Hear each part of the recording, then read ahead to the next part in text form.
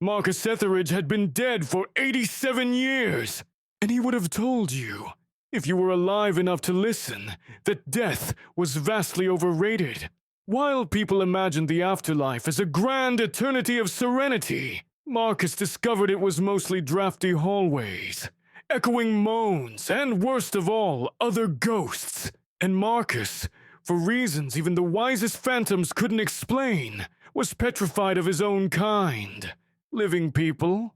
Fine. He floated past them like an errant smell and rarely felt self-conscious. Rats? No problem. Bats? Rather adorable. But the moment another translucent figure drifted through a wall, Marcus squealed like a haunted tea kettle and zipped into the nearest cupboard.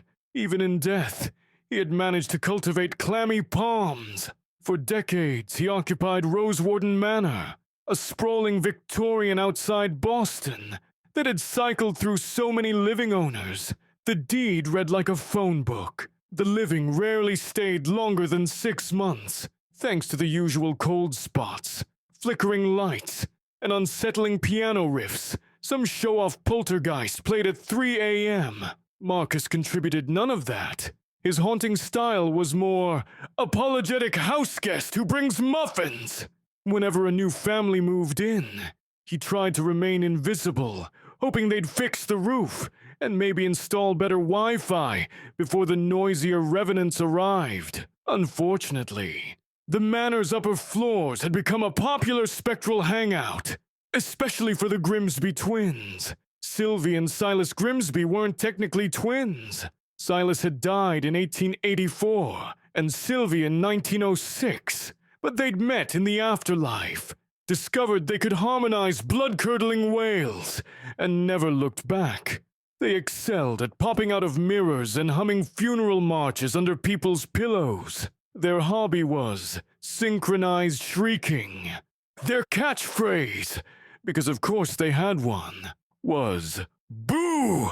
Yah!" They were, in Marcus's opinion, the paranormal equivalent of a motorcycle gang. Every time the twins whooshed down the corridor chanting, "Boo! Yah!"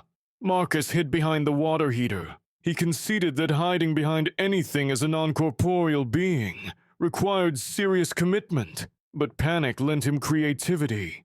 Eventually, however, he admitted the obvious. He needed help. That was when he discovered, quite by accident, the wonder that was Craigslist. A former tenant had left an old laptop connected to a surprisingly durable power strip, and Marcus, bored one evening, swirled his ectoplasmic fingers across the trackpad. Despite the occasional key passing right through his digits, he learned to type by depressing keys with concentrated effort, like a pianist wearing oven mitts. After reading hundreds of missed connections, he found them distressingly poetic. He posted a classified ad, "Roommate wanted," immediately. Must be alive, preferably brave. Compensation, free room, utilities, and unlimited access to ghost-repellent aromatherapy oil. Duties, noisy corporeal presence required to discourage other spirits. House is huge, charming, and full disclosure, slightly haunted. Serious inquiries only. No smoking. The living variety. He clicked post and waited, praying to whatever deities governed the deceased that a sufficiently fearless mortal existed. Claudia Mercedes Rivera possessed 3 qualities that made her perfect for the job: crushing student loan debt, a black belt in Brazilian Jiu-Jitsu, and a moral certainty that ghosts were hogwash. She was finishing a PhD in folklore and occult studies. The degree Mom warned me about, she said to anyone who listened, and needed cheap housing near campus. When she saw the ad, she assumed it was the work of a goth prankster with a scented oil pyramid scheme. Still, free rooms spoke to her thrifty soul, so she scheduled a viewing. The instant Claudia crossed Rosewarden's threshold, Marcus materialized, or tried to. He flickered like a faulty bulb, cleared his throat and said, "Good evening. Please don't scream." Claudia, balancing a backpack and iced coffee, blinked. "Nice hologram," she replied. "Is this part of the interview? Because I'm impressed." Marcus's shoulders slumped with relief. "You're hired." He gave her a quick tour. Ivy-choked conservatory, grand staircase, library stuffed with first editions that nobody dared remove. They tended to float back overnight, and a generous attic room with a round window like a porthole to the moon. Claudia, convinced she was dealing with a lonely cosplayer, agreed to move in that night. Days passed. Marcus, elated, discovered the perks of living with a warm-blooded roommate. Claudia could light sage candles without them dissolving. She streamed cheerful pop playlists that drowned out the twins' dirges. And she talked loudly on the phone about dissertation deadlines. Apparently, corporeal anxieties were like kryptonite to show off poltergeists. The Grimsby twins started avoiding the music room whenever Claudia blasted reggaeton. For her part, Claudia found the hologram unexpectedly considerate. Marcus kept her coffee hot by wafting steam from the kettle, left ghostly sticky notes, "Good morning, you'll ace that presentation," in her notebooks, and helped her locate mislaid pens by floating them to eye level. She chalked the phenomena up to elaborate Bluetooth gadgets hidden by the homeowner. Occasionally, she humored Marcus by waving a LED flashlight and saying, "Begone, foul spirits!" He'd clap like someone at a fireworks show. Their arrangement was functional, if eccentric, until one blustery Thursday when the twins upped the ante. Claudia was grading undergraduate essays in the dining room when the chandelier began to spin, casting dizzying shadows. Every candle extinguished at once, and the room temperature plunged like a bowling ball in water. She shivered, muttering, "Faulty wiring," and pulled on a hoodie. Then came the singing, two voices, high and low, spiraling together in minor thirds. "Always watching, never sleeping. We will catch you when you're weeping." Claudia set her pen down. "Alexa, stop!" The voices continued. A frosty breath coiled across the table and shaped itself into scrawled letters. "Boo! Yeah!" Claudia felt her neck hairs salute. Okay. Not Alexa. She grabbed her phone and started filming. The academic in her delighted by A+ special effects. Marcus appeared, cheeks translucent with terror. "They're back," he whispered. "The twins?" Claudia asked, still convinced she'd expose hidden projectors. "Cool. I could use B-roll for my thesis defense." "You don't understand." Marcus trembled. "They think haunting is competitive sport. Left unchecked, they'll invite the Grimscale Choir, and nobody enjoys 40 ghost sopranos singing 'Ring Around the Rosie' at dawn." He clutched her sleeve with frozen fingers that felt, to Claudia's astonishment, undeniably real. The chandelier lurched downward with a metallic shriek. Claudia dove aside, papers flying. The fixture crashed, leaving sparking cables. Suddenly, theoretical folklore turned painfully practical. Claudia stared at the smoking debris, eyes wide as teacups. "Oh," she whispered, "this is happening." Marcus nodded, mortified. Claudia drew a long breath, braced her hands on her knees, and said, "All right, Marcus, time for a staff meeting." On the kitchen whiteboard, originally installed by a 90s family with an enthusiasm for lasagna schedules, Claudia wrote, "Ghost Problem Solving Agenda. Point 1, Research. Point 2, Fortification. Point 3, Diplomacy, maybe. Point 4, Snacks, definitely. Rule 1 in combat sports," she told Marcus, tying her curls into a bun, "is know your opponent. So tell me everything about these twerps." Marcus explained the twins' routines, their favorite lurking spots, and, most crucial, their weakness. They loathed peppermint. Apparently, the smell reminded Silas of the lozenges his overbearing aunt forced on him during whooping cough episodes, and Sylvia had acquired the distaste by spectral osmosis. I can work with peppermint, Claudia mused. Rummaging through cabinets, she located half a tin of Altoids, a candy cane left over from someone's 2003 Christmas party, and peppermint tea. Not exactly an armory. Do ghost repellent aromatherapy oil exists? You mentioned it in the ad. Marcus coughed. It's mostly olive oil infused with wishful thinking. Marketing embellishment, you might say. No worries. We'll improvise.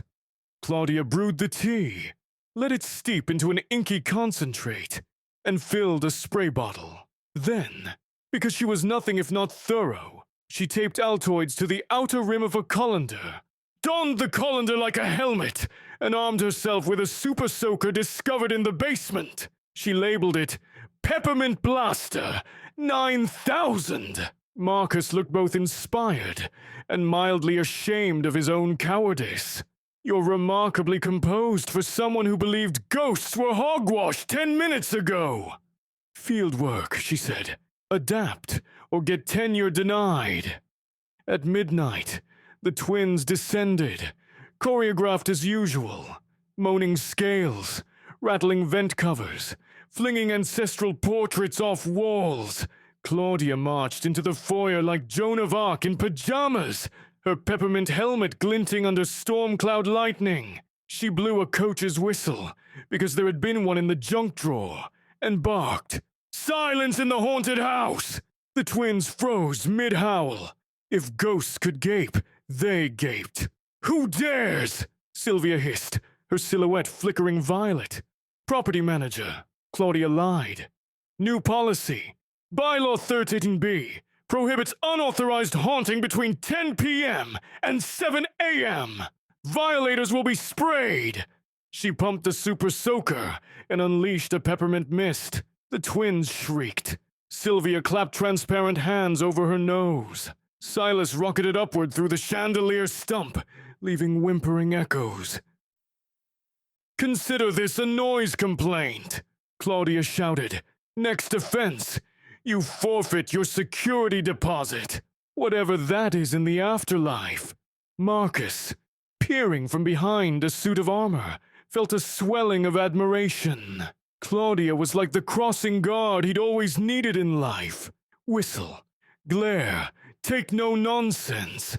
The twins retreated, promising vengeance. Claudia high-fived Marcus's spectral palm, an awkward maneuver resulting in a temperature drop of 15 degrees, but worth it for morale.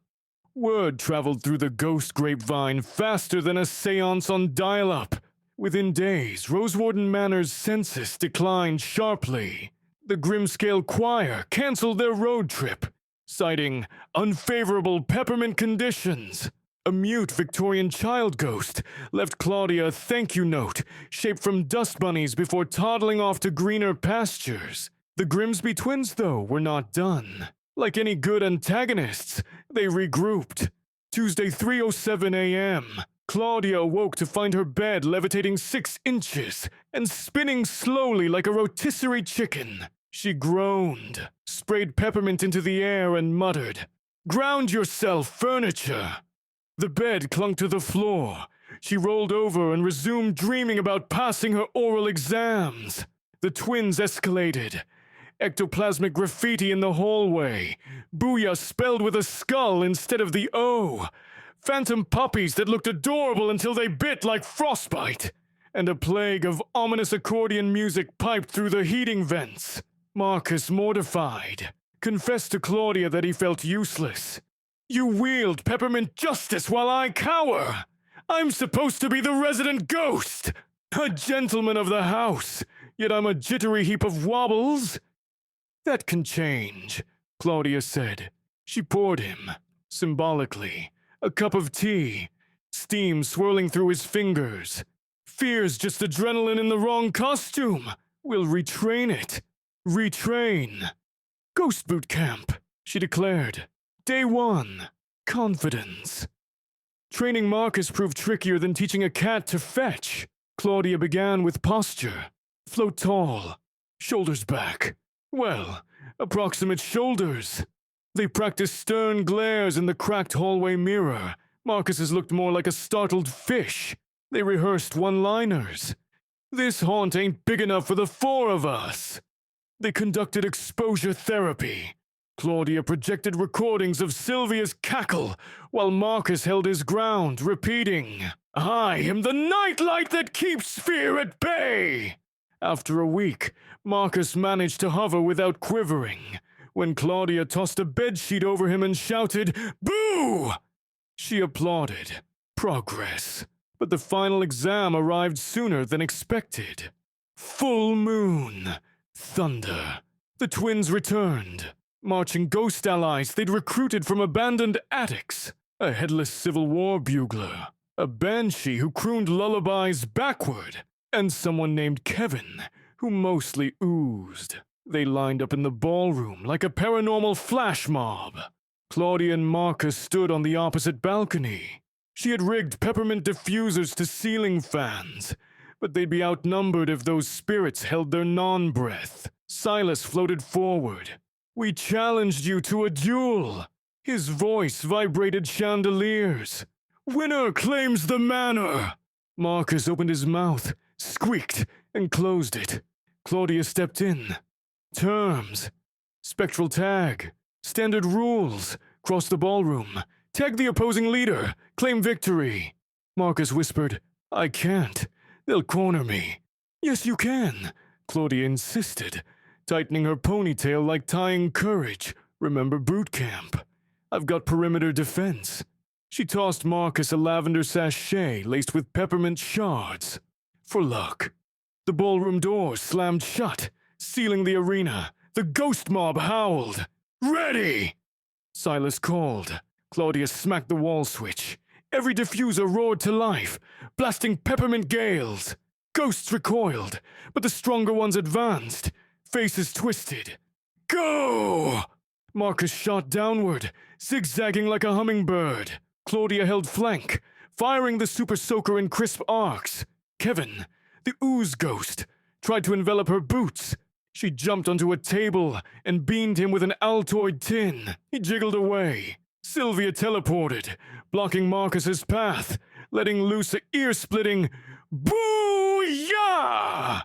Marcus felt old panic spike, but he remembered posture, shoulders back, inside voice steady. He drew himself tall, looked Sylvia square in her flickering eyes, and said, in the calmest baritone he could muster, "Madam, your breath could embalm a camel." Sylvia gasped, offended, and reflexively covered her mouth. Marcus darted around her. Silas dropped from the ceiling, trumpet blaring funeral taps. Marcus clutched the lavender sachet, squeezed, released a peppermint cloud straight into Silas's spectral sinuses. Silas spun like a pollen-allergic tornado and crashed through the organ pipes, discordant clang echoing. The finish line, an ornate rug before the fireplace, lay yards ahead. Claudia backflipped off the table. Years of jujitsu. Sweep-kicked the banshee as she swooped and shouted, "Marcus, now!" Marcus surged forward, trailing sparks of confidence. He tagged Silas on the shoulder, just as Sylvia reached him. Ghostly fireworks exploded, green, violet, and peppermint pink. Silence followed, broken only by the clink of falling Altoids. Spectral adjudication manifested as a floating banner. Victory! Marcus and Claudia! The mob groaned. Duel lost. They filed toward the walls, melting into plaster. Sylvia paused, pinched fingers over her nose, and muttered, "No fair." Then she vanished. Dawn filtered dusty rose through ballroom windows. Claudia and Marcus surveyed the battlefield, overturned chairs, peppermint puddles, and the trumpet, now missing its mouthpiece. Marcus glowed, literally, with pride. "We did it." "You did it," Claudia corrected, pouring the remainder of her super soaker onto Kevin's leftover slime, so the floor wouldn't be sticky for living residents. Marcus removed an imaginary hat. Claudia Mercedes Rivera, savior of my after-existence, may I offer you eternal gratitude, and should it matter, half the manor. Half a decrepit mansion haunted by repentant ghosts and implied property taxes! She grinned. Where do I sign? The following semester, Claudia's dissertation, Peppermint and Power Dynamics, a case study in practical haunt management, earned her not just a doctorate, but a minor cult following on YouTube, where her leaked phone footage of chandelier attacks went viral. Rosewarden Manor became the world's first accredited, ghost-friendly co-living cooperative. Living tenants paid reduced rent in exchange for scheduled clattering hours, so the shy ghosts could practice being spooky without terrorizing anyone. Marcus led confidence workshops for anxious poltergeists who, like him, preferred whispering to wailing. The Grimsby twins returned occasionally, but only during open mic night, where they performed barbershop boo quartets, always ending with a respectful boot y'all. Claudia, now Dr. Rivera, taught at the university by day, and by night, served as the manor's de facto ambassador, mediating disputes such as who moved my skull, or may I possess the Roomba? She instituted chore charts color-coded for corporeal and incorporeal residents. Thursday was dusting and moaning, Saturday laundry and lamenting. The arrangement thrived.